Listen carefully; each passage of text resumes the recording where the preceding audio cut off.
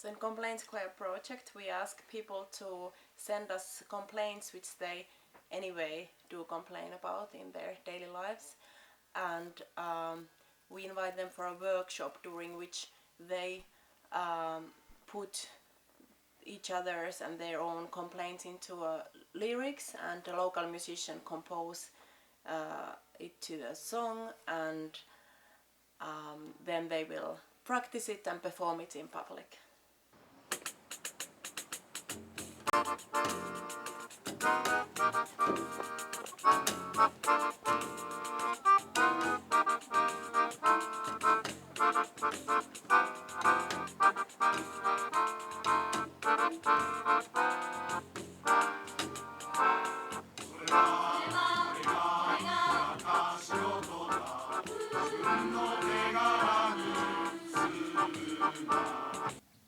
What interests me is really working with other people together, and I think that was also my kind of initiation to become an artist.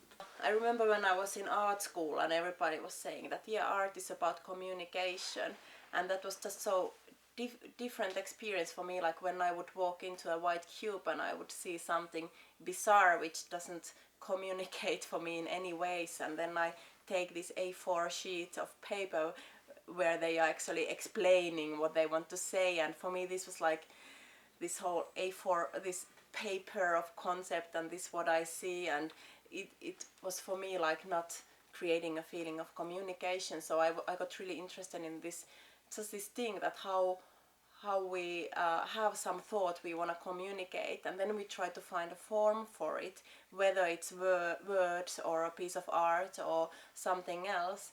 And then I'm interested about the gap between like this initial idea and actually what people see and get out of it. For the Summit of Micronations we invited 6 self-made countries, micronations, to Helsinki for the first time ever. It was within a context of a performance festival. We were interested in seeing the act of creating your own country as a performative act. In the other hand, we were interested to this kind of unique situation, what happens when they are brought together for the first time ever.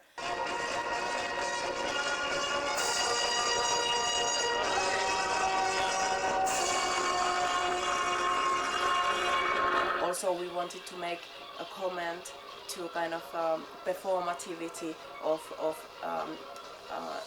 official state summits and meetings, because they sometimes look like scripted theatre pieces.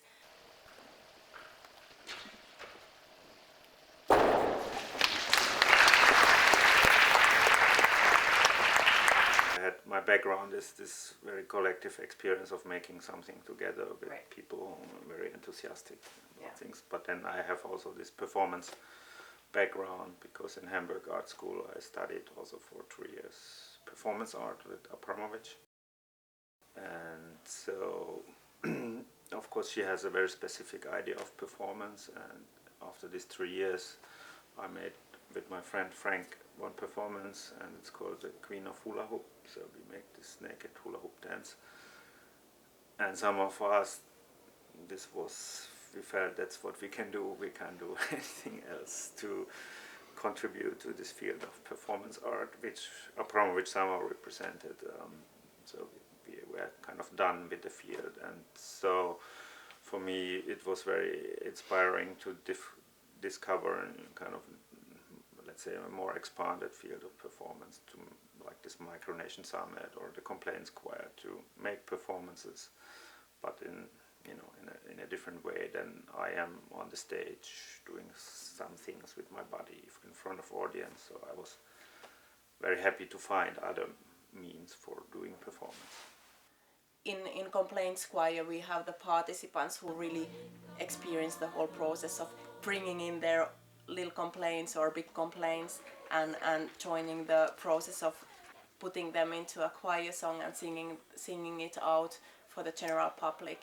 And then we have the general public coming and kind of having to think, okay, wow, what do I do with this now? I have seen 100 people shouting about, singing about the body hairs which are growing in wrong places. And I guess that's really important part of our artistic work, to find forms which make sense for larger audience, that it doesn't only become kind of a process with people like workshop. And I guess that's what big thing what makes a difference between a workshop with very special experience than an artwork which really opens up. In the beginning it was just an experiment.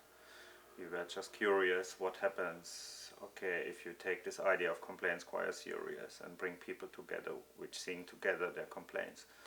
It was really like thought as an, let's see what happens. And that it evolved into such a crazy worldwide phenomenon is really, we are still surprised, and we rather try to understand what happens.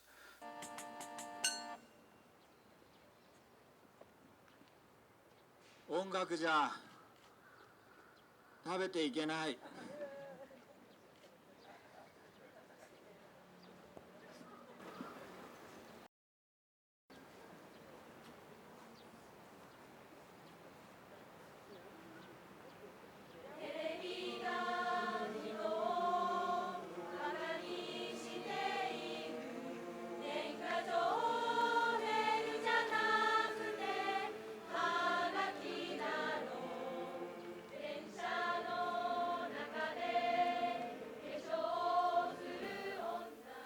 As we work with people in our projects, we only can admit that it makes sense to make these projects only if people see importance in them. So if we have an idea and we make an invitation, open call for people to take part, if nobody wants to take part, that's a very clear sign for us that this project is not needed, and then we don't do it. For example, with Complaints Choir project, when some art organization has invited us to do the project, we always tell them that, look, if nobody signs up, please don't force it. Then we just have to give it up and say that this project had no meaning in this context. Please don't call your friends. That's why we only work with open calls.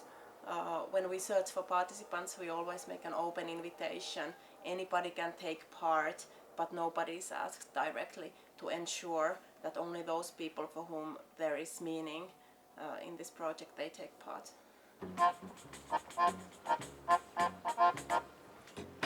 クジラもイルカも取って食べたらおいしいんだ。日本の文化を分か